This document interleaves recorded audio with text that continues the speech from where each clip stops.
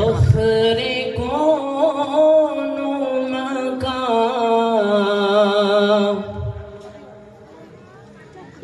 رحمت دو جہاں فخر کون و مکان رحمت دو جہاں سید الانبیاء شافع المذنبین کے میرے آقا کا کوئی جواب نہیں میرے مولا کا کوئی جواب نہیں سارے لوگ میرے ساتھ مل کر کہیں گے میرے آقا کا کوئی جواب نہیں میرے مولا کا کوئی جواب نہیں کہیے میرے ساتھ مل کر میرے آقا کا کہو میرے آقا کا کوئی جواب نہیں میرے مولا کا کوئی جواب نہیں آمد مصطفیٰ خاتم الانبیاء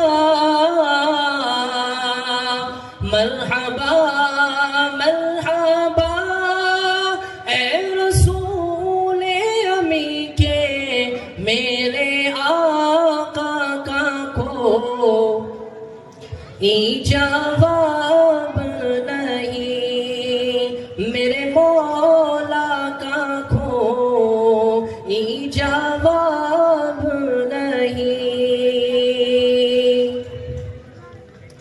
قتل کرنے چلے جب نبی کو عمر راستے میں کسی نے کہا رک کر کیوں ہے اتنا خفا جا رہا ہے کدھر جا کے اپنی بہن کی ذرا لے خبر ہو گئی ہے فدا رب کے محبوب پر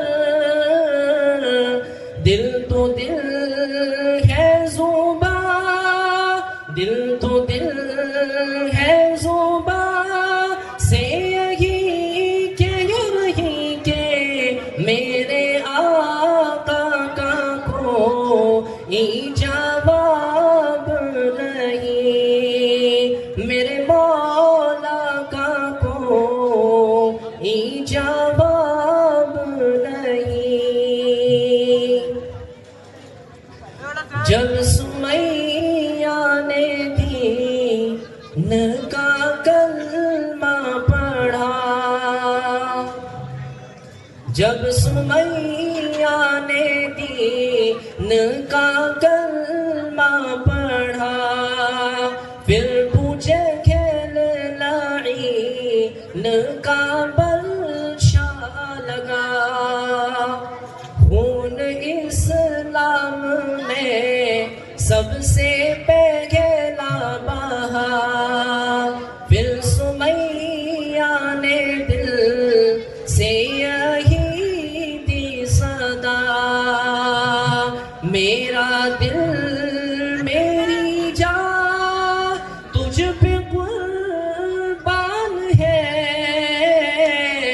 تو سلامت رکھے تو سلامت رکھے اے رسول امی کے میرے آقا کا کوئی جواب نہیں میرے مولا کا کوئی جواب نہیں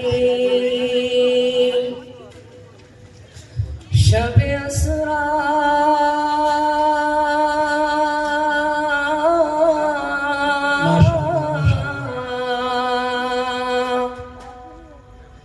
شب اسرا میں حق کا بلاوا ملا، حرم کعبہ سے اقصی تلک طے کیا، پھر وہاں سے چلے سدرۃ المنتہا، پھر وہاں سے سوئے عرش اعظم چلا، دیکھی جب رفعت احمد مجتبیٰ، تو پکار اٹھیں گے، تو پکار اٹھیں گے جبرائیل ابھی کے، میرے آقا کا کوئی جواب نہیں، میرے مولا کا کوئی جواب نہیں، میرے آقا لا جواب، میرے مولا لا جواب، روح قرآن لا جواب، جان ایمان لا جواب، لا جواب لا جواب لا جواب لا جواب، یہ میرے آقا کا کوئی جواب نہیں، میرے مولا کا کوئی جواب نہیں۔ السلام علیکم۔ ماشاءاللہ بہت خوب۔ یہ تھے محمد سہیل صاحب، پپو بھائی کے لڑکے، امرواڑہ والے، ماشاءاللہ بہت اچھے انداز میں، بہت پیارے انداز میں جو ہے نعت رسول پیش فرما رہے تھے۔ اس کے بعد جو ہے ہم باضابطہ اپنے جلسے کا آغاز کرتے ہیں۔ الحمدللہ الحمدللہ وحدہ والصلاة والسلام علی من لا نبی بعدہ، اما بعد۔ آغاز کرتے ہیں اس ذات لا ثانی کے نام سے جو واحد ہے، لا شریک ہے، تمام اوصاف حمیدہ سے متصف ہے، جس کی سب سے زیادہ معرفت کے حامل بندوں کو ہمیشہ اس کا اعتراف رہا کہ وَمَا عَرَفْنَاكَ حَقَّ مَعْرِفَتِكَ، جو لامکا ہے، قاب قوسین او ادنا، جس کے تقرب کا ایک مجازی نشان ہے، کوہ طور کی تجلی جس کی قدرت کی ایک ادنا شان ہے، جو پاک ہے، پاکیزہ ہے، جسم سے منزہ ہے، جس کو بقا ہے، فنا نہیں، زمین و آسمان کی گردش، مہر و ماہ کا طلوع و غروب، دریا کی روانی، موجوں کی اچھل کود، ہواؤں کے جھونکے، پانی کے تھپیڑے، صحرا کی ویرانی، دشت کے سناٹے، غرض کائنات کا ہر ذرہ اس کی قدرت کا شاہد ہے۔ وہی خالق، وہی مالک، وہی اول، وہی آخر، وہی خالق، وہی مالک، وہی اول، وہی آخر، کہ وہ ذات لا ثانی، کوئی اس کا نہ ثانی ہے۔ اور درود و سلام کی حسین، درود و سلام کی ذری سوغات ہو اس پیغمبر خاتم الانبیاء پر، جو آقائے مکی، مدنی تاجدار اور ہم غریبوں کے غمگسار ہے، جو سید الابرار، شہنشاہ دی وقار اور گلشن ہستی کی اولین فصل بہار ہے، جو مراد مشتاقین، جان عالمین، سید المرسلین اور شفیع المذنبین ہے۔ رسول مجتبیٰ کہیے، محمد مصطفیٰ کہیے، رسول مجتبیٰ کہیے، محمد مصطفیٰ کہیے، خدا کے بعد بس وہ ہے، پھر اس کے بعد کیا کہیے، شریعت کا ہے یہ اسرار، ختم الانبیاء کہیے، محبت کا تقاضا ہے، محبوب خدا کہیے، جب ان کا ذکر ہو دنیا سراپا گوش ہو جائے، جب ان کا ذکر ہو دنیا سراپا گوش ہو جائے، جب ان کا نام آئے مرحبا صلی علی کہیے، مرحبا صلی علی کہیے۔ ارباب عقل و دانش، روشن ضمیر علماء کرام، اساتذہ عظام، مہمانان ذی وقار اور دور دراز سے کوچ کر کے تشریف لانے والے سامعین با تمکین، آج ہم اپنے محبوب ترین ادارہ صدیقیہ تجوید القرآن کے سالانہ جلسہ عام میں آپ جمی حضرات کا خیر مقدم کرتے ہیں اور آپ کی خدمات عالیہ میں اہلا و سہلا و مرحبا کی درنی سوغات پیش کرتے ہیں۔ حاضرین جلسہ، اس دنیا رنگ و بو میں جتنی بھی آسمانی کتابیں نازل ہوئی، ان میں سب سے افضل و اکمل، سب سے اجمل و احسن اور سب سے افصح و ابلغ قرآن مجید ہے، چنانچہ مشہور ہے کلام الملوک ملوک الکلام۔ تو آئیے بلا کسی تاخیر کے ہم ادارہ ہادہ کے ایک طالب علم محمد زید بن محمد شبیر کا نام پیش کرتے ہیں کہ وہ آئے اور تلاوت کلام پاک کے قندیل طابہ سے اس بابرکت مجلس کا حسن آغاز فرمائیں۔ قرآن کی تلاوت سے آغاز ہو محفل کا، قرآن کی تلاوت سے آغاز ہو محفل کا، اس نور سے پا جائے ہم راستہ منزل کا۔ موصوف آیت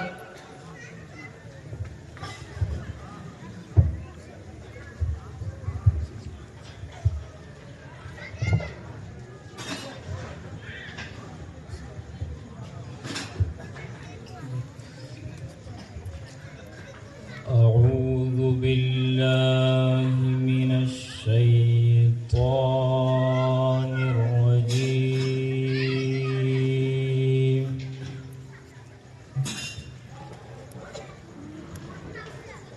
بسم الله الرحمن الرحيم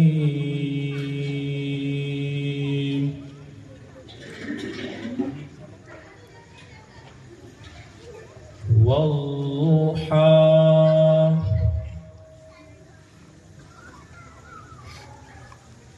والليل إذا سجى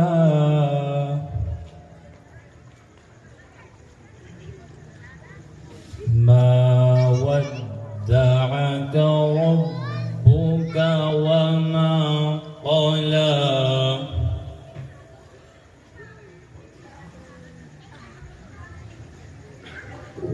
والضحى والليل إذا سجى ما ودعك ربك وما قلى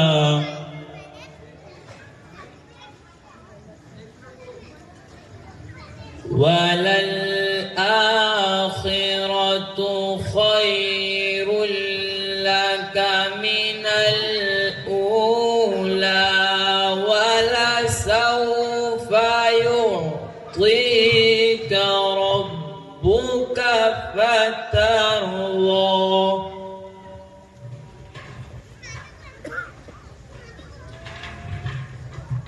ألم يجدك يتيما فآوى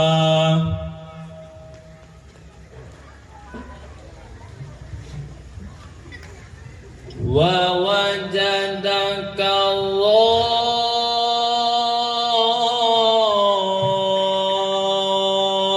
ضالا فهدى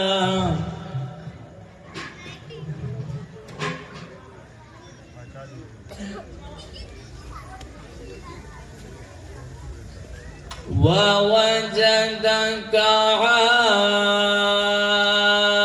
عائلا فأغنى فأما اليتيم فلا تقهر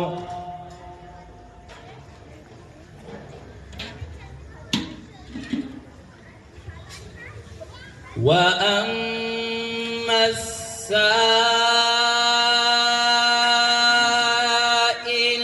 فلا تنهر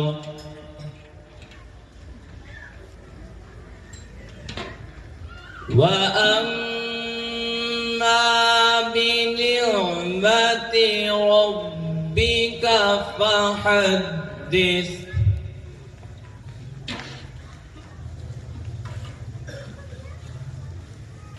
فأما اليتيم اليتيم فلا تقهر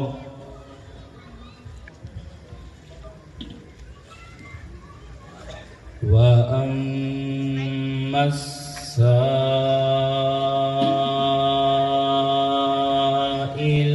فلا تنهر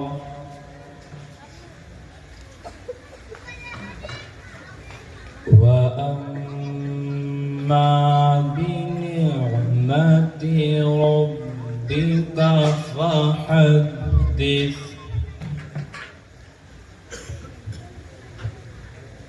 صدق الله العظيم. ماشاءاللہ بہت خوب انداز میں یہ کلام پاک کی تلاوت فرما رہے تھے اور ان کی تجوید ماشاءاللہ اللہم زد فزد. مکرمی حاضرین، خالق کائنات کا ہم ناتوا بندوں پر یہ عظیم احسان ہوا کہ ہم اپنے محبوب ترین ادارہ صدیقیہ تجوید القرآن کا سالانہ جلسہ منعقد کرنے کی سعادت حاصل کر رہے ہیں. فللہ الحمد علی ذلک. ہم اپنے رب منعم و محسن کی بارگاہ میں اس نعمت عظمیٰ پر جبین شکر ہم کرتے ہیں، اور اس نعمت کبریٰ پر ہم ہی نہیں بلکہ فضا کا ذرہ ذرہ خوش و خرم اور فرحہ و شادہ نظر آ رہا ہے. اس عالم رنگ و بو کی ہر چیز اس محفل مقدس کو رشک کی نگاہ سے کیوں نہ دیکھے، جبکہ یہ محفل ادارہ صدیقیہ تجوید القرآن کے زیر سائے منعقد ہو رہا ہے، جس ادارے نے علاقے میں تجوید کو حیات نو دینے کا بیڑا اٹھایا ہے اور قرآن و سنت کی تعلیم کو گاؤں گاؤں قریہ قریہ پہنچانے کا عزم مصمم کر چکا ہے. اللہ اس عزم و حوصلے کو اپنی بارگاہ میں شرف قبولیت سے ہمکنار فرمائے. محترم حاضرین اجلاس، 13 مارچ مطابق بالشعبان المعظم کی شب دستک دے چکی ہے اور جلسہ عام میں تلاوت کلام پاک کا الاؤ جل چکا ہے، جس کی روشنی سے فضا پر نور اور ماحول منور ہو چکا ہے، جس کی تاب نہ لا کر اور شرما کر آفتاب عالم تا افق سے روپوش ہو چکا ہے. مہو انجم اور ستاروں کے قافلے آسمان کی بلندیوں سے جلسہ عام میں جھانکنے لگے ہیں اور رات بھر جگمگانے کے لیے نور قرآن سے وابستہ ہو چکے ہیں. جگمگا اٹھی فضا نور خدا کا چمکا، جگمگا اٹھی فضا نور خدا کا چمکا، پڑھنے قرآن جب قاری خوش الحان آئے. مکرمی سامعین، آج کا یہ جلسہ اس قدر روشن و تابہ کیوں نہ ہو، جبکہ ہمارے درمیان علاقے برار کے ذمہ دار، نمونہ اسلاف، محبوب العلماء والصلحاء، استاد الاساتذہ، شیخ طریقت، استادی و شیخی حضرت مولانا سید محمود علی صاحب دامت برکاتہم، بانی و شیخ الحدیث مدرسہ امان الاسلام آکولک کے فرزند ارجمند، قائد نسل نو مولانا سید وسیع اللہ صاحب دامت برکاتہم العالیہ، جو خود بھی ضلع آکولہ کے صدر جمعیت کے درجے پر فائد ہے، اور حضرت بھی خود جامعہ عزیزیہ انوار القرآن کے محتمم ہے. گویا تابندہ و درخشندہ آفتاب و مہتاب کی شکل میں جلوہ افروز ہے. آپ آئے راستہ آئینہ خانہ ہو گئے، آپ آئے راستہ آئینہ خانہ ہو گئے، رات روشن ہو گئی دن بھی سہانے ہو گئے. ہم حضرت والا دامت برکاتہم العالیہ کے نہایت ہی ممنون و مشکور ہے کہ سفر کی صعوبتوں کو برداشت کر کے تشریف آوری کی زحمت گوارا فرمائی اور جلسے کو رونق بخشی. اسی طرح ہم نہایت ممنون و مشکور جامعہ حسینیہ سے تشریف لانے والے جناب مفتی و قاری محمد صابر صاحب صدر المدرس جامعہ حسینیہ جعفر نگر کے، اور مدرسہ مدینہ العلوم سے تشریف لانے والے جناب مولانا مفتی محمد فاروق صاحب نائب صدر مفتی مدرسہ مدینہ العلوم و شریف پنچایت شہر ناگپور و اطراف کے، اور اسی طریقے سے غالباً مولانا عبداللہ صاحب بھی تشریف لا رہے ہیں، راستے میں ہیں، اور مرکز لال بلڈنگ سے تشریف لانے والے جناب مولانا محمد عبداللہ صاحب زادے حاجی محمد اسلم صاحب ذمہ دار علاقہ ناگپور کے، کہ ان تمام نے ہماری دعوت کو شرف قبول بخشا اور تشریف آوری کی زحمت گوارا فرما کر جلسے کی رونق کو چار چاند لگائے۔ اسی طرح ہم دیگر جامعات و مدارس اور بستیوں سے تشریف لانے والے جمیع مہمان اکرام کا تہ دل سے شکر ادا کرتے ہیں اور ذریعہ سوغات پیش کرتے ہیں۔ قبل اس کے کہ ہم اپنے پروگرام کو آگے بڑھائیں، صدارت کی باغ ڈور عالی جناب مولانا مفتی محمد صابر صاحب کو سونپتے ہیں۔ اب صدر کے انتخاب کے بعد ہم اپنے جلسے کو آگے بڑھاتے ہیں۔ مکرمی سامعین، قرآن منزل کی تلاوت کے بعد قرآن مجسم کا تذکرہ فطرت کا تقاضا ہے۔ سیالکوٹ کے قلندر علامہ اقبال رحمہ اللہ نے کہا تھا، ہو نہ یہ نام تو کلیوں کا تبسم بھی نہ ہو، ہو نہ یہ نام تو کلیوں کا تبسم بھی نہ ہو، چمن دہر میں بلبل کا ترنم بھی نہ ہو، یہ نہ ساقی ہو پھر میں بھی نہ ہو، خم بھی نہ ہو، بزم توحید بھی دنیا میں نہ ہو، تم بھی نہ ہو۔ خیمہ افلاق کا استادہ اسی نام سے ہے، خیمہ افلاق کا استادہ اسی نام سے ہے، نبض ہستی تپش آمادہ اسی نام سے ہے۔ آئیے ہم اللہ کے رسول صلی اللہ علیہ وسلم کی شان میں نذرانہ عقیدت سماعت کرتے ہیں، جسے پیش کریں گے ادارہ احاطہ کے ایک مترنم طالب علم محمد مسعود ابن محمد اسحاق موصوف آئے اور شان رسالت میں گلہائے عقیدت پیش فرمائے۔ محمد مسعود۔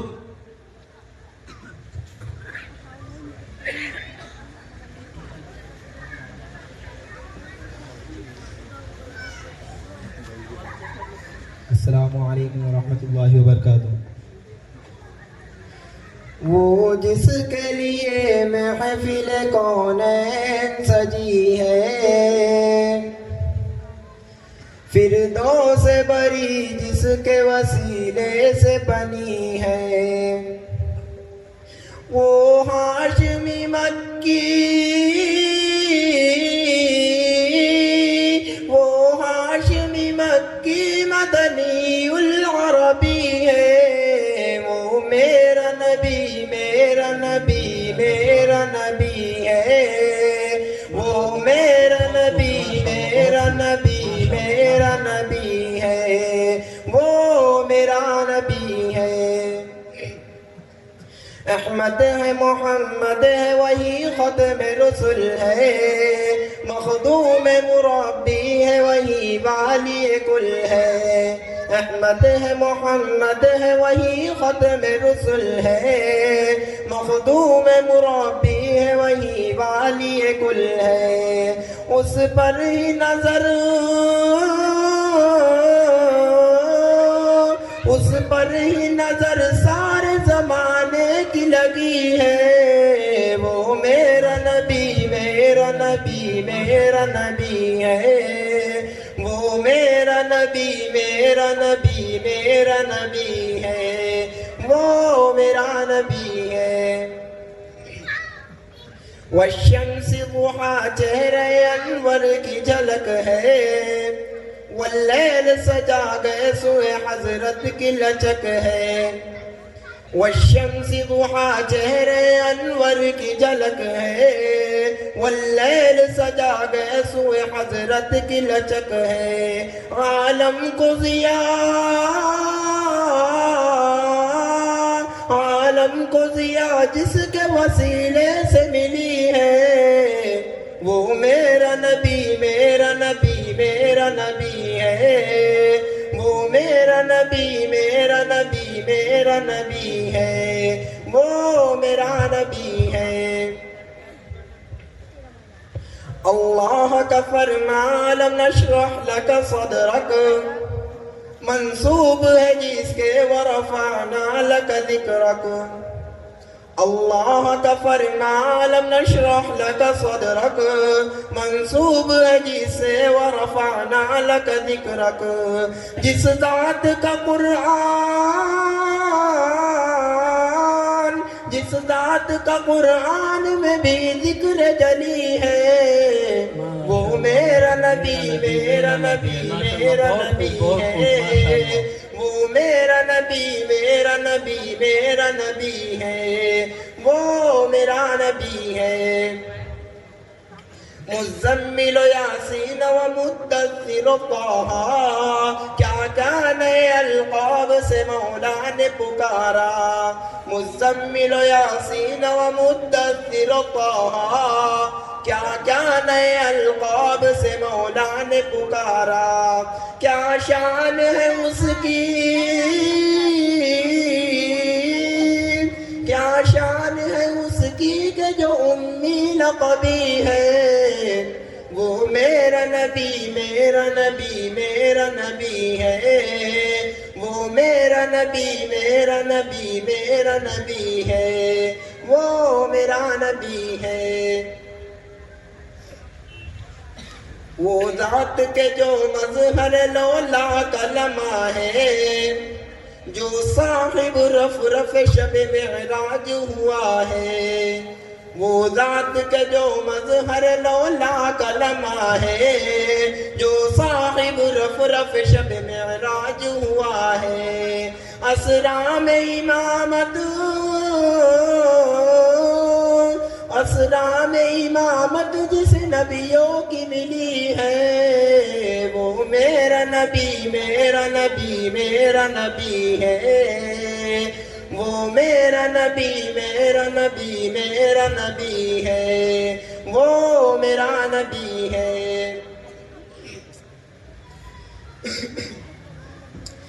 کس درجہ زمانے میں تھی مظلوم یہ عورت، پھر کس کی بدولت ملی سے عزت و رفعت۔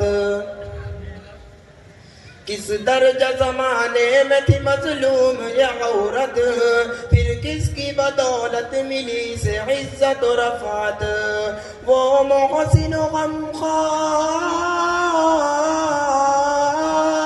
وہ محسن و غمخوار ہمارا ہی نبی ہے، وہ میرا نبی میرا نبی میرا نبی ہے، وہ میرا نبی میرا نبی میرا نبی ہے۔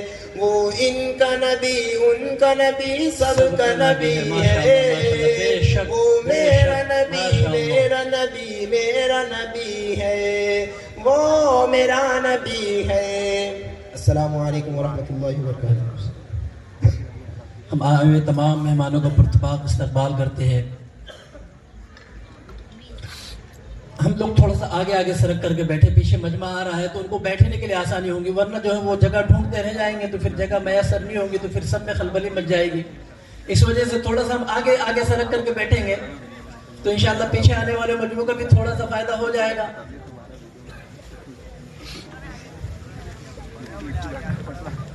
ماشاءاللہ، اللہم زد فزد۔ سامعین اکرام، وقت کا لحاظ کرتے ہوئے، چونکہ وقت جو ہے مغرب اور عشاء کے درمیان کا وقت ہے، اس لیے اب ہم بلا کسی تاخیر کے ادارہ احاطہ کے ایک طالب علم کو دعوت خطاب دیتے ہیں۔ موصوف اپنی تقریر میں ہمیں بتلائیں گے کہ مسلمانوں کو عروج کے لیے آج کن صفات سے متصف ہونا ضروری ہے۔ اس سے میری مراد محمد حذیف ہے۔ موصوف آئے اور قوم خوابدہ کو بیدار کرنے کی صحیح فرمائے۔ محمد حذیف۔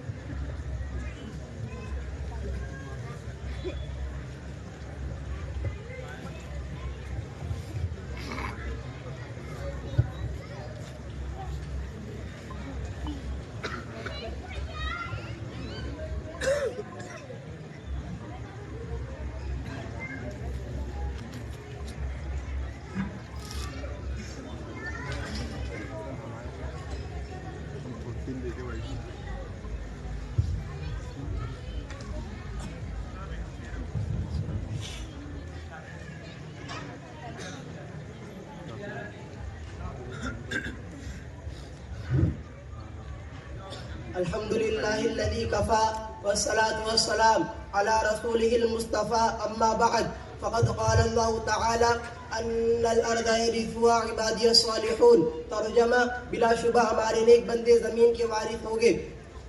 جب سر میں ہوائے طاعت تھی سرسبز شجر امید کا تھا. جب سر میں ہوائے طاعت تھی سرسبز شجر امید کا تھا. جب سرسر اسیا چلنے لگی اس پیڑ نے پھلنا چھوڑ دیا. اللہ کی راحت بھی کھلی آثار و نشاں سب قائم ہے. اللہ کی راحت بھی کھلی آثار و نشاں سب قائم ہے. اللہ کے بندوں نے لیکن اس راہ پر چلنا چھوڑ دیا. ذرا آپ اس زمانے کا تصور کریں جب یکو تنہا ایک 40 سالہ انسان نے اسلام کی آواز بلند کی اور صرف 23 سال میں وہ آواز اتنی دور پہنچی کہ تاریخ اس کی مثال دینے سے قاصر ہے. اور ابھی ایک صدی بھی نہ گزری تھی کہ ایک انقلاب رونما ہو گیا. جو غریب تھے وہ امیر ہو گئے, جو بیچارے چرواہے کہے جاتے تھے وہ مسند اقتدار پر متمکن ہو گئے. جنہیں دنیا والے ان پڑھ بدو کہا کرتی تھی ان کا سیل روا اتنی تیزی سے بڑھا کہ ربع مسکون عالم پر ان کے تہذیب و تمدن کا ڈنکا بجنے لگا. جو تعلیم و تہذیب میں پچھلی صفوں میں تھے وہ امام بن گئے. انہوں نے یہ ثابت کر دیا کہ قرآن کا یہ اعلان اپنی جگہ درست ہے. ان الارض یرثها عبادی الصالحون. بلا شبہ ہمارے نیک بندے زمین کے وارث ہوں گے. مسلمانوں کی عروج کی داستان اتنی دلچسپ, حوصلہ افزا اور روح پرور ہے کہ آج بھی ان کو پڑھ کر رونگٹے کھڑے ہو جاتے ہیں. علامہ اقبال نے کیا خوب کہا تھا, دشت تو دشت ہے دریا بھی نہ چھوڑے ہم نے. دشت تو دشت ہے دریا بھی نہ چھوڑے ہم نے. بحر ظلمات میں دوڑا دیے گھوڑے ہم نے. ایک وقت تھا جب مسلمانوں کی شوکت و صفت اور روب و حیبت کا ڈنکا بج رہا تھا. چار دانگ عالم میں ان کی عروج کی داستانیں پر زبان تھی. وہ نیک تھے, راست باز تھے, صاحب صلاحیت تھے, موجد تھے, محقق تھے, علم دوست تھے. اور سب سے بڑی بات یہ تھی کہ ان کے دلوں میں خدا اور رسول سے اتنی محبت تھی کہ جتنی اپنے مال و دولت اہل و عیال سے بھی نہیں کرتے تھے.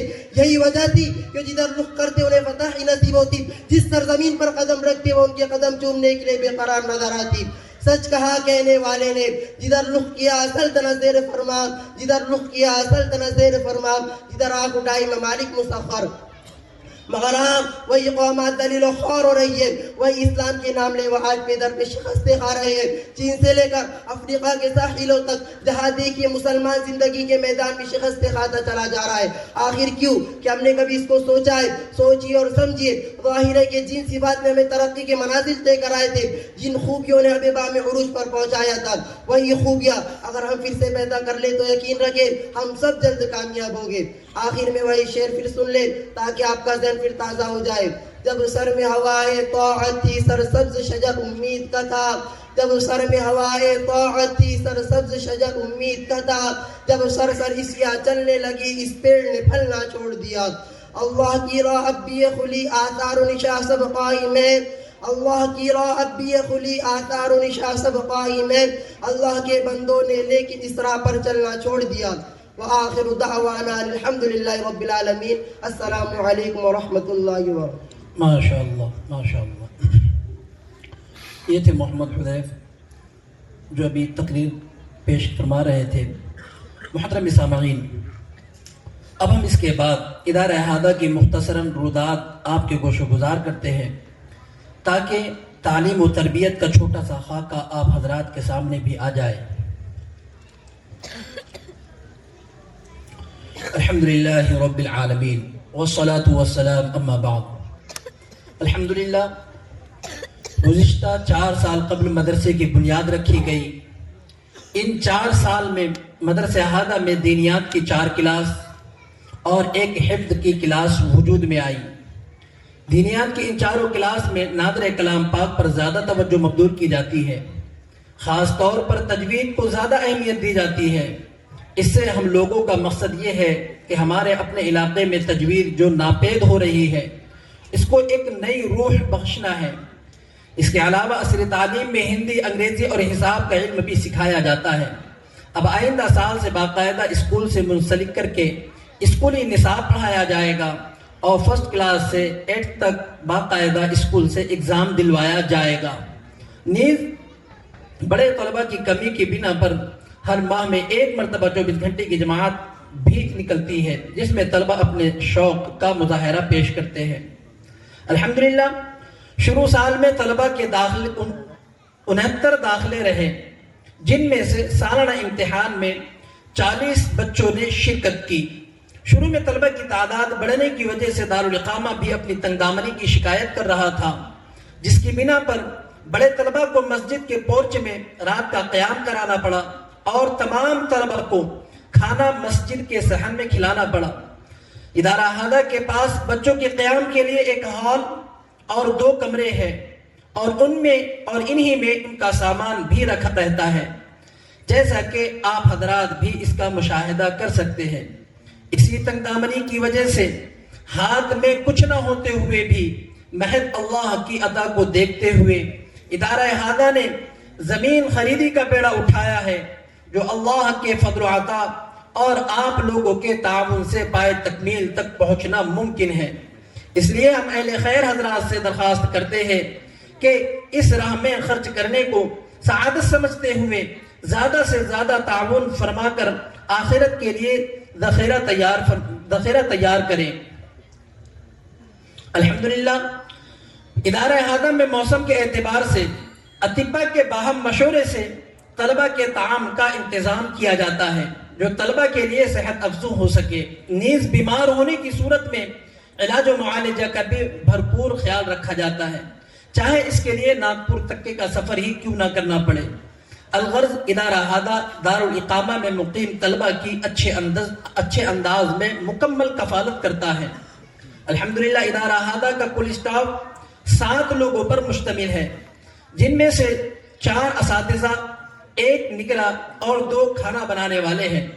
بڑھتے طلبہ کے پیش نظر آئندہ سال کے لیے ایک معلم کا تقرر ہونا طے پایا ہے، جو رمضان کے بعد عمل میں لایا جائے گا۔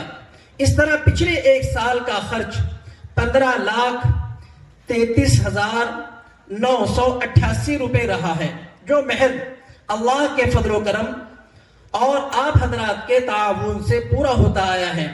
خصوصی طور پر اللہ تعالیٰ علاقے والوں اور شہر ناگپور و بروڑ اور چھندواڑہ والوں کو جزائے خیر عطا فرمائے کہ ان لوگوں نے بھرپور تعاون فرمایا۔ نیز ہم جلسے میں حاضر تمامی سامعین سے رمضان و غیر رمضان میں اور اسی طرح عید اضحیٰ میں قربانی کے حصوں کے ذریعے مزید تعاون کرنے کی درخواست کرتے ہیں، کیونکہ ادارہ احاطہ میں باضابطہ آمدنی کا سوائے آپ کے امداد کے اور کوئی ذریعہ نہیں۔ ماشاءاللہ آپ کے یہاں اتنا بڑا ادارہ چل رہا ہے، جس میں انشاءاللہ آئندہ سال 41 طلبہ سے بڑھ کر 70 ہونے کی اللہ کے داد سے قوی امید ہے۔ یہ ہلکی سی چند ایک گزارشات تھی، ورنہ وہ میرا خدا جو رازق بھی ہے، بچوں کو بھیجنے کے ساتھ ساتھ وہ ان کا رزق بھی بھیج دیتا ہے۔ اسی وجہ سے مالی امداد سے بڑھ کر جانی امداد ہے۔ اس لیے ہم تمام حاضرین جلسے سے درخواست کرتے ہیں کہ اپنے اپنے نونہالوں کو اور اپنے اعزاء و اقارب اور اطراف و جوانب کے بچوں کو ادارہ احاطہ میں داخل فرما کر ثواب جاریہ کے حقدار بنیں۔ انہی بچوں کی تشکیل کے لیے ادارہ احاطہ کے کارکن سال میں 2-3 مرتبہ علاقے کا احاطہ بھی کرتے ہیں اور قرب و جوار میں یوں ہی چلتے پھرتے تشکیل کرتے رہتے ہیں، اور مقصد صرف یہی ہوتا ہے کہ کل کو یہی بچے ہماری اور آپ کی نجات کا ذریعہ بنیں گے۔ الحمدللہ ادارہ احاطہ اپنے عزائم کی طرف دھیرے دھیرے بڑھتا چلا جا رہا ہے، جیسا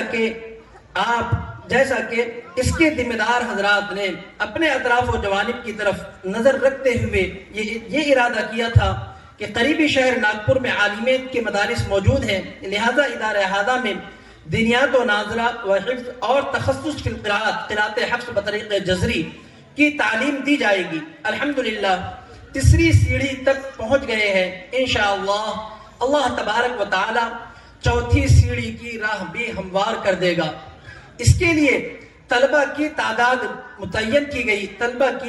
بھی متعین کی گئی ہے، جو 200 سے 250 تک ہے، اور یہ مقدار اس لیے ہے کہ ہر شعبہ اپنے توازن کے ساتھ چلتا رہے اور کسی شعبے میں قلت طلبہ کا سامنا نہ کرنا پڑے۔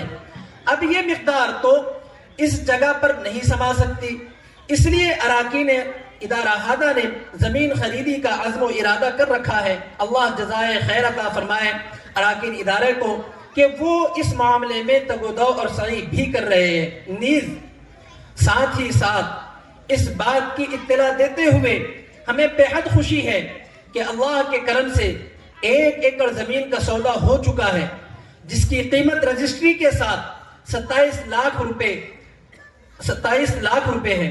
اراکین ادارہ ہادہ کی نظر میں جو زمین خریدی گئی ہے اس کے پیچھے کی زمین تھی، لیکن اس زمین کو راستہ نہ ہونے کی وجہ سے پہلے اس زمین کو خریدنا پڑا، اور وہ زمین 2 ایکڑ 40 ڈسمل ہے جو چورس ہے، جس میں عمارت اس انداز سے ہوگی: دارالتعلیم یعنی کلاس روم، دارالاقامہ یعنی ہاسٹل، دارالطعام یعنی کھانا کھلانے والا ہال، مطبخ یعنی کچن، عمومی مہمان خانہ مرد و زنانہ، خصوصی مہمان خانہ، مسجد، استنجا خانہ، وضو خانہ، ایک ہوٹل، ایک کتب خانہ اور ایک جنرل اسٹور، اور ان سب کے درمیان بچوں کے کھیل کا میدان اور اسکولی تعلیم کے لیے اسکول، اور ایک طرف اساتذہ کے فیملی کوارٹرز وغیرہ ہوگے۔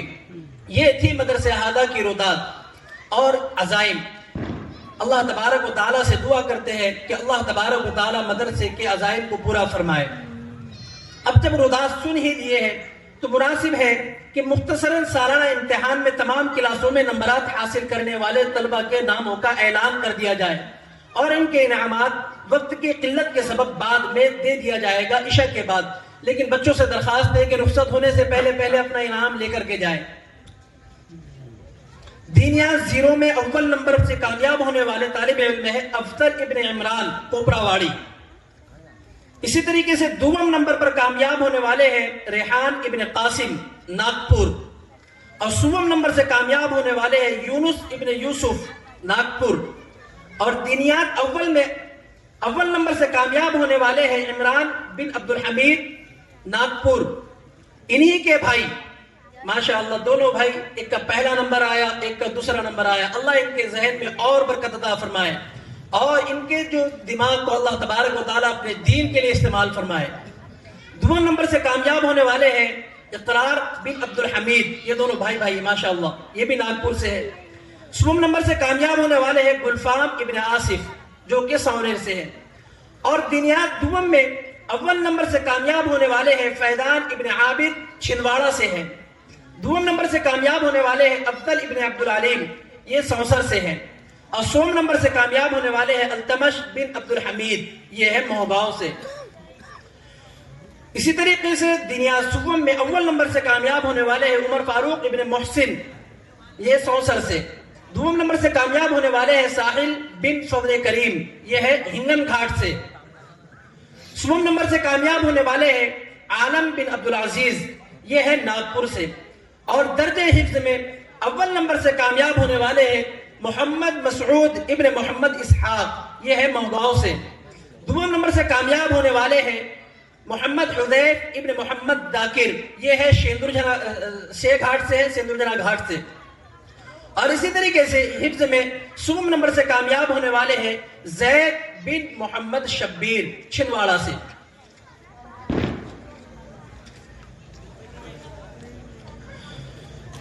حضرات سامعین،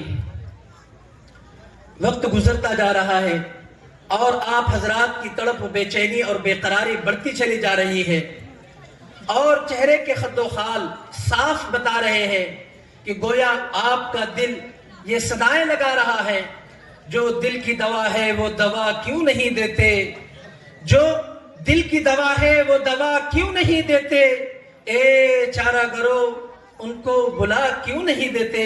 تو آئیے اب ہم حضرت والا جو کہ سید الداعین، سراج السالکین، قدوۃ العارفین، شفیق المسلمین، عاشق سید الاولین والآخرین، خیر خواہ دین متین ہے، خلاصہ جو شخصیت تعارف سے پہلے ہی متعارف ہے، ایسی شخصیت کے لیے الفاظ کی لڑی پرونا گویا انہی معدودہ صفات کے ساتھ مقید کرنا ہو جائے گا۔ مختصراً تیری ہمت کی بلندی پہ ثریا ہے نثار، تیری ہمت کی بلندی پہ ثریا ہے نثار، سایہ افکن تیرے اوپر رحمت پروردگار، کہکشا تیرے غبار راہ پر ہے شرمسار، کہکشا تیرے غبار راہ پر ہے شرمسار، تیرے منصوبوں کے آگے جھک پڑا ہے کوہسار۔ اسی شخصیت کے فرزند، مشن محمود کو آگے بڑھانے والے حضرت مولانا سید وسیع اللہ صاحب دامت برکاتہم العالیہ سے، جو کہ جامعہ عزیزیہ انوار القرآن کے محتمم ہیں اور ضلع اکولہ کے جمعیت علماء ہند کے صدر ہیں، التماس کرتے ہیں کہ ہم سامعین کو اپنے کلام سے مستفید فرمائیں۔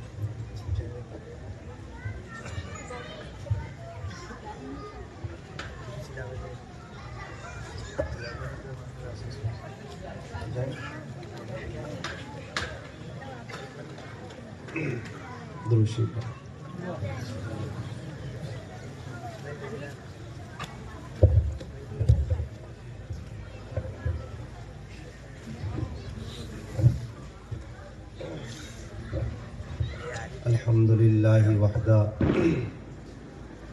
والصلاة والسلام على من لا نبي بعده، أما بعد، قال الله تعالى في القرآن المجيد والفرقان الحميد: اقرأ باسم ربك الذي خلق. صدق الله العظيم. وقال النبي صلى الله عليه وسلم: خيركم من تعلم القرآن وعلمه. وقال في مقام آخر: طلب العلم فریضۃ علی کل مسلم، او کما قال علیہم الصلاۃ والتسلیم۔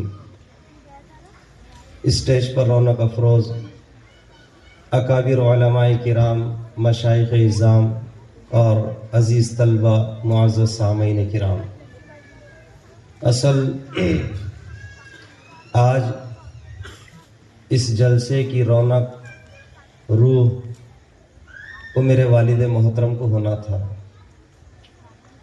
ایک تدبیر ہم نے بیٹھ کر طے کی تھی، جسے مولانا اسماعیل صاحب بھی تھے، ان کے ساتھی بھی تھے۔ والد صاحب کے پاس تاریخ لینے کے لیے 2 بار ان لوگوں نے سفر کیا، اور تدبیر بنی کہ انشاءاللہ 13 مارچ کو والد محترم کی سوسر میں حاضری ہوگی۔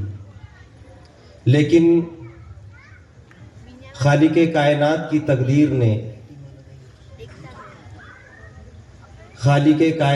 تقدیر نے اس تدبیر کو مغلوب کر دیا، اور والد محترم اچانک نظام الدین عالمی مرکز بنگلے والی مسجد کے تقاضے پر دین کے کسی اور تقاضے کو پورا کرنے کے لیے نکل گئے، اور اسی مشورے میں طے یہ ہوا تھا کہ اچانک اگر ابا کا سفر طے ہو جائے تو یہ سفر مجھے کرنا ہے۔ والد صاحب کے حکم پر یہاں پر پہنچا ہوں۔ نہ میری کوئی صلاحیت ہے، نہ لیاقت ہے کہ ان اکابر علماء کے سامنے میں کچھ کہہ سکوں۔ ہاں، اتنی جرات کروں گا جو سبق ہے ان کے سامنے گوش گزار کر دوں، اور مخاطب میں آپ سے ہوگا۔ بھائی بزرگوں اور دوستو، اللہ جل جلالہ عم نوالہ نے جب نظام کائنات کو بنایا تو اس کے دستور کو بھی بنایا۔ ہر چیز جس کو پیدا کیا گیا ہے، اس کے پیدا کرنے والے نے اس کے چلنے کے اور چلانے کے نظام کو طے کیا ہے۔ جب عالم انسانیت کو وجود بخشا، سیدنا آدم علیہ السلام کو وجود بخشا، آپ کو فضیلت دی، خلافت دی، اس کی بنیادی وجہ وہ علم بنا جس علم کا اندازہ نہ فرشتوں کو تھا نہ اللہ کے علاوہ کسی اور کو تھا. اور اللہ تعالیٰ نے انسانوں کو اس روئے زمین پر خلیفہ بنا کر پیدا فرمایا اور فرشتوں سے کہا کہ میں نے اپنی ایک ایسی مخلوق پیدا کی ہے جسے میں زمین میں اپنا خلیفہ بناؤں گا. فرشتوں نے کہا اے اللہ ایسے کون سے لوگ ہیں وہ جو جا کر فساد برپا کریں گے. پھر اللہ تعالیٰ نے حضرت آدم علیہ السلام کو علم سکھلایا اور وہ علم فرشتوں کے سامنے بیان کروایا. تفصیل ہے, میں اختصار کے ساتھ بیان کر رہا ہوں. اس سلسلے کو چلانے کے لیے, اس علم و عمل کے سلسلے کو چلانے کے لیے اور کامیابی کے اس سرے کو پہنچانے کے لیے اس دنیا کے اندر 1.25 لاکھ انبیاء علیہ السلام آئے اور ہر نبی نے ایک دستور, ایک قاعدہ, ایک قانون لے کر آیا. اللہ کے حکم کے مطابق زندگی گزارنا, اور اسی کو علم کہتے ہیں جس سے اللہ کو پہچانا جاتا ہے. آخر میں میرے آپ کے آقا امام الانبیاء کو بھیجا گیا, آپ کو مبعوث کیا گیا, آپ کو علم و ہدایت لے کر بھیجا گیا. ایسے علم, ایسے علوم اور ایسی ہدایت لے کر بھیجا گیا کہ جب دنیا کے اندر بسنے والی انسانیت دم توڑ رہی تھی, ضلالت, کفر, جہالت انسانوں کا خاصہ بن گئی تھی, ویسے زمانے میں امام الانبیاء آئے. امام الانبیاء نے تعارف کرایا انسانوں کو خالق کائنات کا, انسانوں کو بتایا تم انسان کیوں ہو, تم انسان کب بنتے ہو, تم انسان کیسے بنو گے. یہ ساری تعلیمات امام الانبیاء نے دی.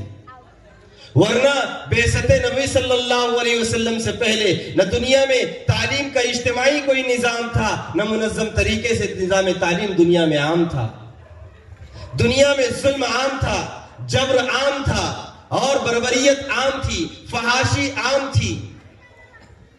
اللہ کے رسول آئے, آپ نے ایک دنیا کو بہترین خوبصورت نظام دیا, آپ نے سلیقہ مندی دی, آپ نے انسانوں کی تعمیر ترقی کے لیے بنیادیں قائم کی, اور ایک مجلس میں بٹھا کر 1.25 لاکھ شاگردوں کو پیغام دیا بلغوا انی ولو آیا, جو 23 سال کے عرصے میں میں نے تم کو سکھلایا ہے. قال اللہ قال رسول کی صدائیں جو تمہاری کانوں تک پہنچائی ہیں, جو میں نے رات کا سونا تم سونے کا طریقہ سکھلایا, اور صبح میں اٹھنے کا طریقہ سکھلایا, میں نے چلنے بیٹھنے کا طریقہ سکھلایا, میں نے نکاح شادی بیاہ کے طریقے سکھلائے, میں نے طلاق کے طریقے سکھلائے. او میرے جانثارو, جاؤ ساری دنیا کے انسانوں کو عبادت سکھلا دو اور علم ان کو بتلا دو. علم کسے کہتے ہیں؟ صحابہ کی ساری 1.25 لاکھ کی جماعت بلغوا انی ولو آیا کے تحت پوری دنیا میں پھیل گئی.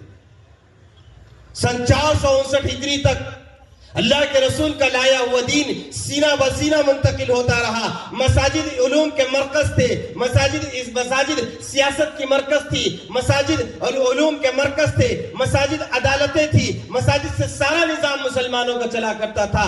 سن 459 ہجری کے اندر بغداد میں سب سے پہلے وہ مدرسہ جو آج میں اور آپ جس مدرسے کا نظام دیکھ رہے ہیں, جو ایک مستقل تعمیر کی شکل میں دیکھتے ہیں, جہاں پر بچے رہتے ہیں, کھاتے ہیں, پیتے ہیں, اس کی سب سے پہلی بنیاد سن 459 ہجری کے اندر بغداد کے اندر نظام الملک نام کے بادشاہ نے رکھی, اور وہاں سے مدارس اسلامیہ کا منظم نظام چل پڑا, جو آج ساری دنیا کے اندر دین کی بقا, دین کی حفاظت, اسلام کی حفاظت, شعار اسلام کی حفاظت کر رہے ہیں. سن 459 ہجری, سن 1066 عیسوی سے لے کر آج تک الحمدللہ مدارس اسلامیہ امت مسلمہ کی خدمات انجام دے رہے ہیں. آج 21ویں صدی کا مسلمان, وہ مسلمان جو اصلی تعلیم جس کے سر چڑھ کر بولتی ہے, وہ مسلمان جس جو دین سے دوریوں کو اختیار کر رہا ہے, وہ مسلمان جو ماڈرنائزیشن کا دل دادا ہو چکا ہے, وہ مسلمان جو جدت پسند ہو چکا ہے, وہ مسلمان جو قرآن فراموش کر چکا ہے, وہ مسلمان جو محمد رسول اللہ کے رات دن کی قربانیوں کو فراموش کر بیٹھا ہے, وہ مسلمان کہتا ہے ان مدارس سے بھلا ملتا کیا ہے. آؤ ان مدارس کا سنہرے ماضی کو دیکھو. جس ملک میں اور آپ آج کلمہ پڑھ رہے ہیں, عزت کے ساتھ چل رہے ہیں, وہ انہی مدارس اسلامیہ کی دین ہے. اگر مدارس اسلامیہ نہ ہوتے, اگر یہ مدارس نہ ہوتے, ادارے نہ ہوتے, جہاں پر قال اللہ قال رسول کی صدائیں نہ گونجتی, جہاں پر اللہ کے حق ہونے کو نہ بتلایا جاتا, محمد رسول اللہ کی رسالت کو سمجھائی جاتی, میرے بزرگوں آج میرے آپ کے ایمان کا کوئی ٹھکانہ نہیں ہوتا. ان مدارس کے ساتھ میرا رویہ کیا ہے؟ ان سے فارغ ہونے والے علماء کے ساتھ میرا رویہ کیا ہے، ان پر میرا اعتماد کتنا ہے۔ باطل نے سن 1444 سال کی تاریخ اٹھا کر دیکھے، جب جب اسلام کی کوئی تحریک مضبوط ہوئی ہے، باطل قوتوں نے سب سے پہلے اس کے خلاف عدم اعتماد کی تحریک چلائی۔ عدم اعتماد کی تحریک جب چلی ہے وہ اغیار میں نہیں چلی، وہ باطل قوموں میں نہیں چلی، باطل قوموں نے چلائی ہے، وہ ہمارے اپنے قوم یعنی مسلمانوں میں چلی۔ اللہ کے رسول صلی اللہ علیہ وسلم کے زمانے میں یہ بات نہیں ہے کہ عدم اعتماد کی تحریکات، دینی تحریکات، تنظیمات سے مسلمانوں کے اعتماد کو ختم کرنا اور علماء سے مسلمانوں کے اعتماد کو ختم کرنا اور دین کے دعوتی کام پر سے مسلمانوں کے اعتماد کو ختم کرنا آج کا باطل ان حربوں کو استعمال کر رہا ہے۔ نہیں، اللہ کے رسول صلی اللہ علیہ وسلم کے زمانے میں بھی ایسا خوب ہوا ہے۔ آپ جانتے ہیں، منافق آپ نے کئی بار سنا ہوگا، اللہ کے رسول کوئی کام کرتے، ذرا سا کوئی موقع مل جاتا، منافق اپنی عدم اعتماد کی تحریک کو چھیڑ دیتے۔ ایک موقع کیا مل گیا، ایک خطا کیا ہو گئی، امی جان پر بہتان لگا دیا گیا، امام الانبیاء ایک دماغ پر بوجھ طاری ہو گیا، سارے مسلمانوں پر سکتہ طاری ہو گیا۔ منافق سمجھ رہا تھا اب ہماری تحریک کامیاب ہو جائے گی، ہم اپنی تحریک میں کامیاب ہو جائیں گے، مسلمان اپنے قائدین سے بے اعتماد ہو جائیں گے، صحابہ محمد رسول اللہ کا ساتھ چھوڑ دیں گے۔ لیکن امام الانبیاء پر میں قربان جاؤں، میرے جسم کا ایک ایک قطرہ، میرے جسم کے خون کا ایک ایک قطرہ ناموس رسالت محمد رسول اللہ کی زندگی پر قربان ہے۔ اس قوم کا ایک ایک بچہ آپ کے نام، آپ کے مشن پر قربان ہے۔ اور محمد رسول اللہ نے اس حال کو جب نکلا، صحابہ نے اس بات کو جم کر بتلا دیا اور جم کر بتلایا، اور منافقین کی تحریک کو لات مار کے بتلایا، اس کو لوٹا کر بتلایا۔ اور دشمنان اسلام تم چاہے جتنی کوشش کر لو، امام الانبیاء سے بے اعتماد نہیں ہو سکتے۔ یہ مدارس اسلامیہ، یہ علوم دینیہ کے پھیلانے والے، یہ علوم دینیہ کو عام کرنے والے، یہ علماء جو ٹوٹی بوریوں پر بیٹھ کر آپ کے بچوں کی ایمانی تربیت کر رہے ہیں، ایمانی اسلامی تربیت کر رہے ہیں، ان کو علوم قرآن سکھلا رہے ہیں، ان کو محمد رسول اللہ کے فرمان سکھلا رہے ہیں، یہ اپنی ساری دنیا کی صلاحیتوں کو قربان کر کر، دنیا کی محنتوں کو قربان کر کر آپ کے بچوں کو ایمان سکھلانے کی محنت کر رہے ہیں۔ پھر مسلمان کہتا ہے ان مدارس سے ہمیں ملتا کیا ہے؟ پھر مسلمان یہ کہتا ہے اتنے مدارس کی ضرورت کیا ہے؟ میرے بزرگوں، اگر مدارس ہر گلی میں ہو جائے تو بھی کم ہے، اس لیے کہ جو آپ کو پاکیزہ قیادت جہاں سے ملے گی وہ یہی مدارس اسلامیہ ہے، یہی مدارس ہے جہاں سے مسلمانوں کو ایک حق بولنے والی قیادت ملتی ہے، صحیح راستہ دکھلانے والے لوگ ملتے ہیں جو دنیا کی باطل قوتوں کے سامنے کبھی گھٹنے نہیں ٹیکتے۔ میں آپ کو صدیوں پرانی بات نہیں کہتا، آؤ موجودہ دور کی بات کرتا ہوں، اپنے زمانے کی بات کرتا ہوں۔ اس زمین پر ایک خطہ ایسا موجود ہے جہاں پر ساری دنیا کی طاقت نے اپنی ایڑی چوٹی کا زور لگا کر اس خطے کو ختم کرنا چاہا، تو قال اللہ قال رسول کی صداؤں کو بلند کرنے والوں کی آوازوں کو دبانا چاہا۔ اس وقت کا وہاں کا امیر کہتا تھا کہ ساری دنیا ایک ساتھ ہم پر ٹوٹے، ہم پھر بھی مقابلہ کرنے کے لیے تیار ہیں، ہم اپنے بچے کا، ہم اپنے خاندان کا، اپنے نسل کا ایک ایک بچہ قربان کر دیں گے، لیکن قرآنی تعلیمات سے ایک انچ پیچھے ہٹنے کے لیے تیار نہیں ہے۔ میرے رب کے عزت کی قسم، ساری دنیا دیکھتی ہے 20 سال تک دنیا کا باطل، ساری دنیا ایک ساتھ ہو کر آگ کے گولے اس ملک پر برساتے رہے، پھر گھٹنے ٹیکنے پر مجبور ہوئے۔ رات کو 3:30 بجے ذلت کے ساتھ اس ملک سے سارے اسلحہ کو چھوڑ کر نکلنا پڑا، اس چھوٹی سی طاقت کے سامنے جو قرآن کو اٹھائے ہوئے ہے، جو قرآن کی تعلیمات کو عام کر رہی ہے۔ مسئلہ میرے آپ کے اعتماد کا ہے، مسئلہ میرے آپ کے یقین کا ہے۔ میں نے جن اداروں پر یقین کرنا چاہیے تھا ان اداروں سے میں اپنے اعتماد کو ختم کر رہا ہوں۔ جو ادارے میرے بچوں کے الہاد کے سامان لا رہے ہیں، جو میرے قوم میں الہاد لا رہے ہیں، ان اداروں کے پیچھے مسلمان چل پڑا ہے۔ مسلمان تو سمجھتا یہ ہے تعلیم کے معنی مسلمانوں میں ایک ہی تو مانا جاتے ہیں، ہمارے بچے ڈگری یافتہ ہو جائے۔ میں ہرگز عصری تعلیم کی مخالفت نہیں کر رہا ہوں، اس لیے کہ جیسے علماء کا ہونا فرض کفایہ ہے، اسی طرح سے عصری تعلیم یافتہ لوگوں کا مسلمانوں کے درمیان میں ہونا بھی فرض کفایہ ہے۔ مسئلہ یہ نہیں ہے کہ آپ ڈگریاں حاصل کرنے سے روکا جائے، مسئلہ یہ نہیں ہے آپ کی ڈگریوں کی تعلیم کی مخالفت کی جائے. مسئلہ یہ ہے آپ جہاں جاؤ دنیا میں پہلے جس شعبے میں جاؤ پکا سچا مسلمان بن کر جاؤ, اللہ کا بندہ بن کر جاؤ, محمد رسول اللہ کا غلام بن کر جاؤ, دین محمدی کا شہدائی اور دائی بن کر جاؤ اور ساری دنیا کو متعارف کراؤ حق کیا ہے اور باطل کیا ہے. آج جب میں دین سے دور ہوا, میں دین کے ماحول سے نکلا, اور جب میں نے دنیا بولنا شروع کیا اور صبح سے لے کر شام تک زبان کے اوپر ایک ہی بات ہے, مال ہوگا عزت ہوگی, بہت اچھا مکان ہوگا عزت دار کہلاؤں گا, بہت عمدہ لباس ہوگا سماج عزت کرے گا, معاشرے میں عزت دار کہلاؤں گا. میرے رب کے عزت کی قسم یہ ایک بھی چیز میں اللہ نے عزت نہیں رکھی ہے. اگر انہی چیزوں میں عزت ہوتی, آؤ چلو اپنے ارد گرد سماج میں دیکھو ایسے کتنے لوگ ہیں جن کے بڑے بڑے بنگلے تعمیر ہو چکے ہیں, آج تک ان کی سماج میں کوئی عزت کرنے والا پیدا نہیں ہوا. کتنے لوگ ہیں جو گھنٹوں میں ڈریس بدلتے ہیں, کپڑے بدلتے ہیں, بہت قیمتی سواریوں میں چلتے ہیں, ان کی عزت کرنے والا ان کا کوئی پیدا نہیں ہوا. لیکن آپ کو ایسے لوگ مل جائیں گے جو ٹوٹی پھوٹی مسجد میں امامت کرتے ہیں, پھٹے پرانے کپڑے پہنتے ہیں, ان کے کپڑوں پر پیون لگے ہوگے, کھانے کا کوئی ٹھکانہ نہیں ہوگا, 5 وقت آپ کے مسجد میں آ کر نماز پڑھاتے ہوگے, لیکن یقیناً ان کی عزت کرنے والے سینکڑوں آپ کو سماج میں لوگ مل جائیں گے. العزت للہ ولرسولہ وللمؤمنین, کہ عزت صرف اللہ کے لیے ہے, اللہ کے رسول کے لیے ہے اور مومنین کے لیے ہے. مسلمان اگر عزت ڈگریوں میں تلاش کرے گا, یہ میرے رب کی عزت کی قسم, وہ جب جتنی اعلیٰ ڈگریوں کو پائے گا اتنا ذلیل ہوتا جائے گا. مسلمان جب ڈگری کے جب عزت کو مال میں تلاش کرے گا, مال تو بہت پالے گا لیکن ذلت کے ابتر مقام پر پہنچتا چلا جائے گا. مسلمان عزت اچھے گھروں میں تلاش کرے گا, جتنے اچھے گھر بنائے گا اتنا ذلیل ہوتا چلا جائے گا. آپ اسلام کی تاریخ کے 1444 سال اٹھا کر دیکھیں, جتنے مالدار مسلمان آج کے اس دور میں ہیں, اتنے مال والے مسلمان کبھی کسی زمانے میں نہیں ہوئے.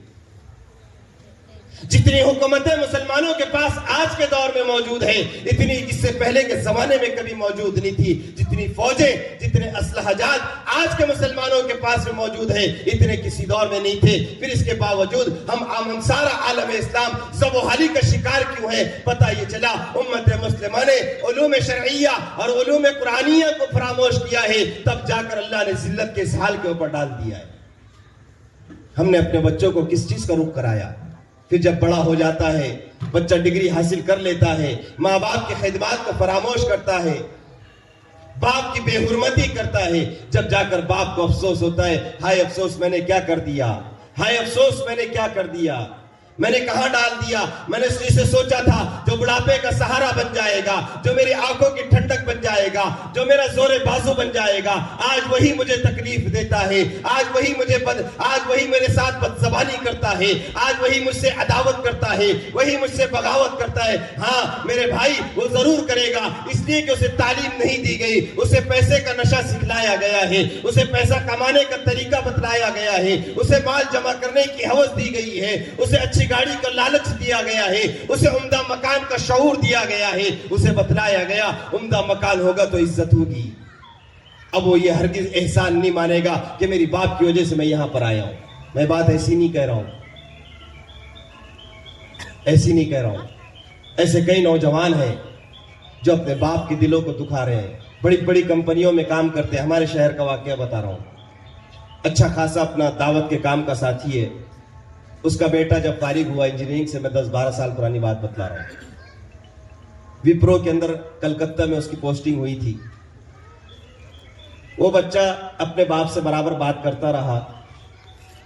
کلکتہ جانا تھا اس کے والد صاحب کو, جانے سے میں اختصار کے ساتھ بتلا رہا ہوں, بہت لمبا واقعہ ہے. تو اس بچے نے اپنے باپ سے, جب اس کے والد صاحب جب یہاں صبح میں بیٹھنے والے تھے ٹرین سے, رات میں 10 بجے فون کر کے کہہ رہا ہے, صبح 4:30 بجے ٹرین تھی اکولا سے, کہ پپا تم نے مت آنا, میرا صبح 8:30 بجے امریکہ کا فلائٹ ہے اور میں 2 سال کے لیے جا رہا ہوں. اور باپ, اس کے دل پر اس کے وہ جملے بجلی بن کر گرے اور کہا کہ میں نے تجھے اس لیے بنایا تھا انجینئر, میں نے تجھے اس لیے بنایا تھا کہ تو تیرے باپ کو عین وقت پر بتائے, جبکہ تیرا منصوبہ 6 مہینے پہلے تیار ہو چکا تھا, ٹکٹ 3 مہینے پہلے تیرے ہاتھ میں آ چکا تھا. جب والدین اپنے بچوں کو دنیاوی اندھی دنیا کی تقلید کے اندر اور دنیا طلبی کے اندر لگاؤ گے تو یاد رکھو آپ کے بچے آپ کو یہی نتیجہ دیں گے. اس لیے اپنے بچوں کی دینی تربیت کرو، ان کے لیے دینی اداروں کا انتظام کرو، ان کے لیے دینی اداروں کا انتخاب کرو، ان کو قرآنی تعلیمات سے روشناس کراؤ، ان کو اللہ کے رسول صلی اللہ علیہ وسلم کے فرمان سکھلاؤ، ان کو اللہ کے رسول کے فرمان بتلاؤ، تاکہ تمہارے بچے تمہارے خادم بننے کے ساتھ ساتھ امت مسلمہ کے خادم بنے، اور اس دنیا میں جینے کا مقصد اللہ کے دین کی رضا، اللہ کے رسول کی اطاعت ان کا زندگی کا مقصد بن جائے۔ ورنہ میرے بزرگوں، اس کے خلاف جس دور میں، جس موڑ پر میں آج جی رہا ہوں، اس کے آنے والا مستقبل اگر میں اس ملک میں دیکھتا ہوں، 20 سال بعد کا زمانہ دیکھتا ہوں، تو ایسا لگتا ہے اس ملک میں مسلمان شاذ و نادر نظر آئے گے، شاذ و نادر نظر آئے گے۔ اس لیے کہ عدم اعتماد کی تحریکات اتنے عروج پر ہے، جب بھی کوئی دینی کام ہو، کوئی دینی تحریک تنظیم کام کرے، فوراً سوشل میڈیا پر ریاکشن شروع ہو جاتے ہیں عدم اعتماد کے۔ اور سیدھا سادہ مسلمان جو آج کل سوشل میڈیا کا دل دادا ہو گیا، سوشل میڈیا جیسے ہمارے زندگی کا حصہ بن گیا، اب اس کے بغیر زندگی گزارنے کا تصور ہی نہیں ہے۔ صبح جیسے ہی ہوتی ہے، آنکھ دھونے سے پہلے، منہ دھونے سے پہلے سب سے پہلے موبائل کھولا جاتا ہے، واٹس ایپ چیک کیا جاتا ہے، ٹویٹر چیک کیا جاتا ہے، فیس بک چیک کیا جاتا ہے، اور پتہ نہیں کون کون سی سائٹس مسلمان چلا رہے ہیں اور سارے لوگ چلا رہے ہیں، اس کو چیک کیا جاتا ہے۔ اب عادی ہو گئے۔ اب دیکھا جب بھی کوئی دینی تحریک تنظیم نے کام کری اور کام اٹھایا، کوئی بیڑا اٹھایا، اور فوراً سوشل میڈیا پر کسی تنقید کرنے والے نے تنقید کر دیا، اب مسلمان نے اس کو پڑھا، اس کے ذہن میں کیڑے آنے لگ گئے۔ ارے ہاں یار، یہ مدرسے والے تو ایسے ہی کرتے، ان کا تو کام ہی چندہ ہے، ان کا تو یہی ایسا ہے، یہ تنظیم والے تو ایسا ہی کرتے، فلاں جماعت والے تو ایسا ہی کرتے، خواہ مخواہ کے اپنے ذہن کو خراب کر رہا ہے۔ اور پتہ ہے یہ خرابی کیا کر رہی ہے؟ یہ خرابی ایمان کے سلب ہونے کا، دین سے دور ہونے کا ذریعہ بن رہی ہے۔ حضرت تھانوی رحمۃ اللہ علیہ نے ایک جگہ پر لکھا ہے کہ اللہ تعالیٰ جب کسی کو دین سے محروم کرنا چاہتے ہیں، ایمان سے محروم کرنا چاہتے ہیں، اس کو سب سے پہلے علماء سے بدگمان کرتے ہیں، پھر علماء پر بدزبان کرتے ہیں، اور جب وہ بدزبانی میں حد سے آگے بڑھ جاتا ہے تو اللہ تعالیٰ اس سے ایمان کو سلب کر لیتے ہیں۔ امت کے اکثر افراد چہجائے کبھی بدزبانی پر نہیں اترے، لیکن بدگمانی پر ضرور آ گئے ہیں۔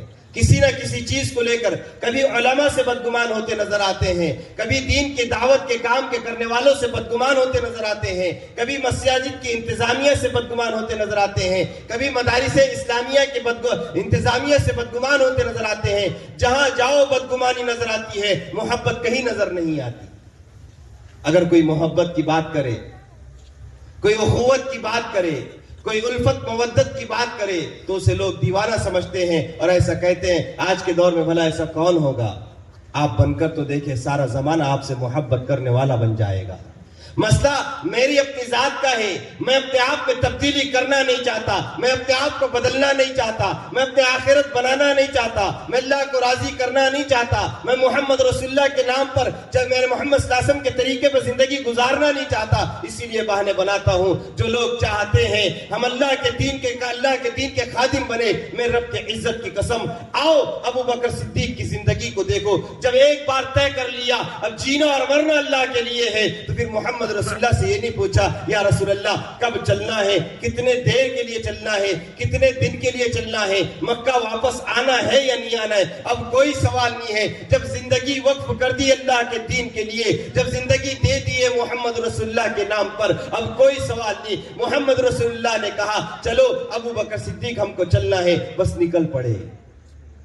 آؤ اصحاب صفہ کی وہ جماعت کے صحابہ کی جماعت کو دیکھو جنہوں نے کبھی محمد رسول اللہ سے نہیں پوچھا ایسا کیوں کرے، کبھی یہ نہیں پوچھا۔ اللہ کے رسول نے کہا ایسے کرو، کرتے کرتے چلے گئے۔ اور آج مسلمان اگر دین کا کوئی کام کرنا چاہتا ہے تو پہلے سوال قائم کرتا ہے، پھر اس کے بعد اس کو جو ہے تو دین پر عمل کرنے کے لیے فکر کرتا ہے۔ نہیں میرے بزرگوں، اپنے اندر اہتمام پیدا کرو، اعتماد پیدا کرو، اپنے زبانوں پر اللہ کی کبریائی کو لے کر آؤ۔ دنیا کی بڑائی، دنیا کی چیزوں کے مذاکرے اور دنیا کے حالات کے تذکرے اور دنیا کے حالات سے متاثر ہونا، یہ سب کچھ چھوڑ دو۔ مسلمانوں کو اور مومنین کو اس لیے دنیا میں بھیجا گیا ہے کہ ساری دنیا کو متاثر کر کر اپنے خوش اخلاقی سے، اپنی بہترین نرم دعوت سے ساری دنیا کو متاثر کرے۔ مجھ کو اور آپ کو دنیا کی امامت کے لیے اللہ نے پیدا کیا ہے. اللہ تعالیٰ نے ارشاد فرمایا کنتم خیر امۃ اخرجت للناس, تم کو لوگوں کے نفع کے لیے نکالا گیا ہے. لیکن آج ایسا لگتا ہے کہ لوگ ہمارے لیے نکالے گئے. ہماری ہر چیز میں تقلید کس کی ہے؟ اقوام باطل کی. میری شادی بیاہ اغیار کے طریقے پر, میرا رہنا سہنا اغیار کے طریقے پر, میرا تعلیمی نظام اغیار کے طریقے پر, میرا معاشرتی نظام اغیار کے طریقے پر, میرا ساری تجارت کا نظام اغیار کے طریقے پر. آؤ محمد رسول اللہ کے طریقے کو اپناؤ اور دین کی تعلیم کو اپنے زندگی کا حصہ بنا لو. جب تم قرآن کو سیکھنے والے بن جاؤ گے اور قرآن پر عمل کرنے والے بن جاؤ گے اور محمد رسول اللہ کے نام پر اور محمد رسول اللہ کے زندگی کے مطابق زندگی گزارنے والے بن جاؤ گے, میرے رب کی عزت کی قسم ساری دنیا کی دولت آپ کے قدموں میں آئے گی. کیا نہیں دیکھا 20 سال ساری دنیا مخالف ہونے کے باوجود آج ان کے گھٹنوں میں پڑی ہے. آ جاؤ ہماری بات مان لو, ٹھیک ہے ہم یہ بھی ایڈجسٹ کر لیں گے, ہم اس پر بھی ایڈجسٹمنٹ کر لیں گے, تم اتنا قبول کر لو. آدھی دنیا ان کے ساتھ ہو گئی, آدھی دنیا آج بھی مخالف ہے. جو مخالف ہے دھیرے دھیرے وہ بھی ان کے تابع ہو کر چلی جائے گی. یہ اللہ کے قرآن کی تاثیر ہے, یہ اللہ کے دین کی تاثیر ہے, یہ اللہ کے دین کی عظمت کی تاثیر ہے, یہ احترام کی تاثیر ہے. آج میرے زندگی سے اہتمام بھی نکلا, احترام بھی نکلا. جب اہتمام نکلا تو ڈاوا ڈول ہوا, اور جب احترام نکلا تو اس راستے کو چھوڑ دیا.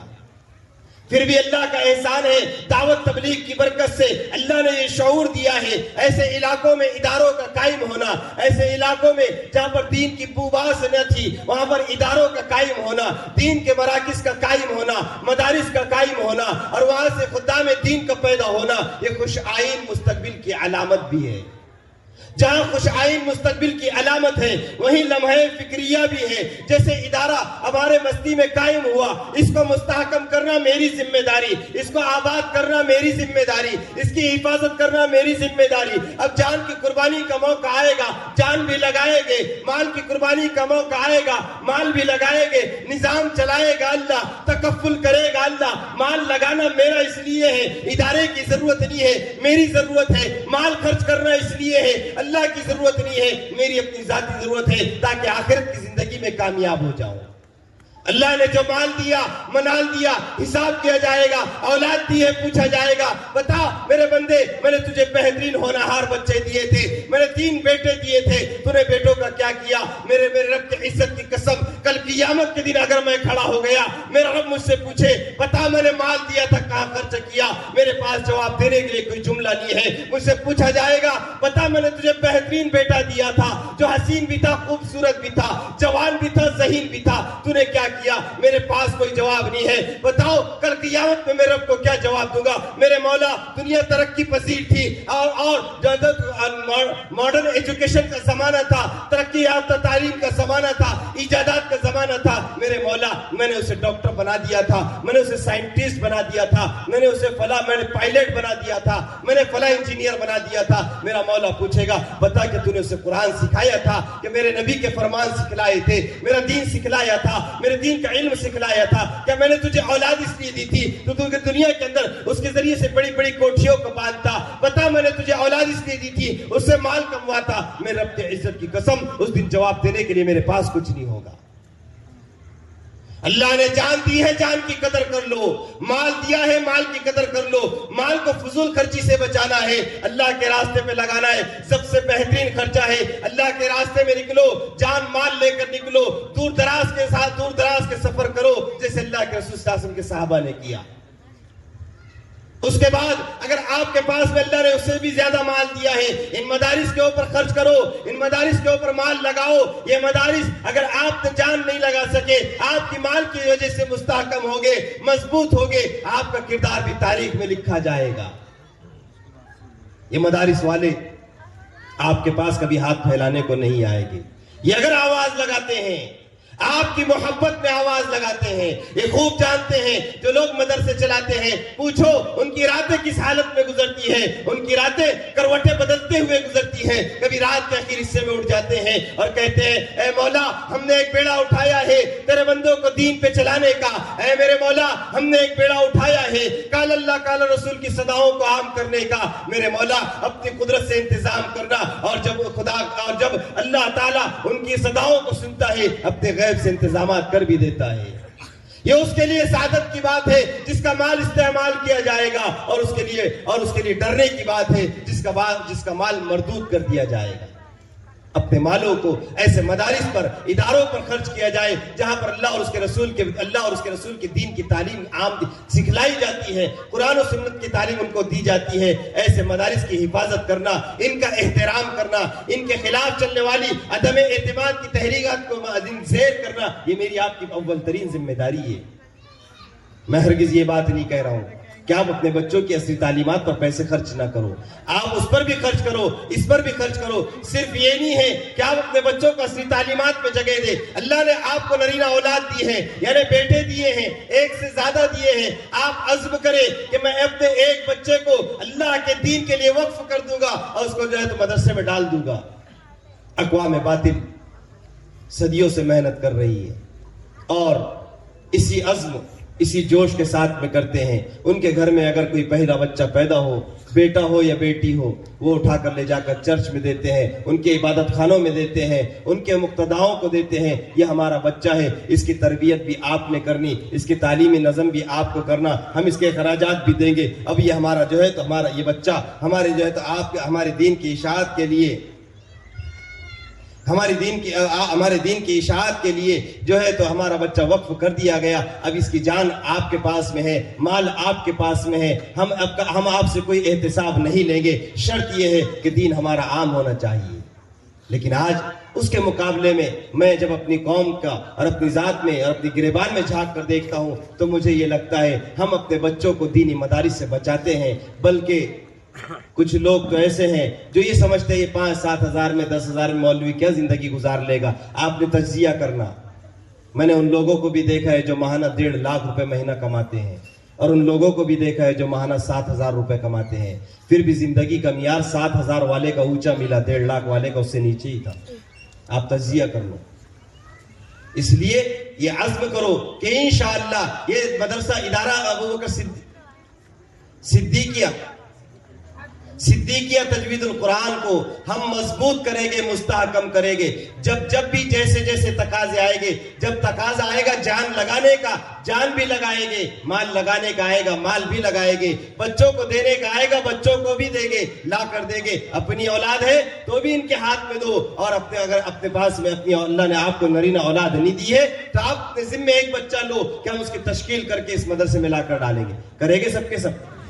کون کرے گا ہاتھ اٹھا کر؟ مال بھی لگائے گے سب کے سب لگائے گے؟ ارے زور سے بولو نا، بوجھ سمجھ کر۔ ارے یار یہ کیا کر دیے مولانا نے، اس کے واسطے جلسے میں بلائے تھے کیا؟ اب زمین لے رہے تو ہم ہی مل گئے کیا چندہ کرنے کو؟ نہیں میرے بزرگوں، یہ سعادت کی بات ہے۔ دیکھو مال بھی اسی کا لگے گا جس کو اللہ قبول کرے گا، ورنہ کئی مال والے میں نے ایسے دیکھا ہے، مال لے کر آتے ہیں، حضرت یہ مال لے لو، حضرت بولتے نہیں ہم کو ہونا ہی نہیں، ضرورت ہی نہیں۔ کئی بار ایسا ہوا کوئی تقاضے کے لیے آواز لگی، اب وہ تقاضا پورا ہو گیا، پھر بھی اس تقاضے کی مد میں رقم آ رہی تھی، اور جو ہے تو حضرت محتمیم صاحب نے کہہ دیا کہ نہیں ہمارا تقاضا پورا ہو گیا، مال کی ضرورت نہیں ہے۔ ایسا بھی ہوتا ہے۔ اس لیے اللہ تعالیٰ سے دعا بھی کرنا کہ اللہ تو نے جو مال ہم کو دیا ہے اس مال کو اپنے دین کے لیے استعمال فرما، ہمارے مال کو اپنے دین کے لیے قبول فرما۔ اللہ سے دعا بھی مانگتے رہے، اور ایک عزم یہ کرے کہ اپنا پاکیزہ مال مدارس کو دے۔ کون سا مال؟ ارے بولو نا، ہدیتاً مال دے۔ آپ اپنی آمدنی میں ایک اوسط فکس کرے۔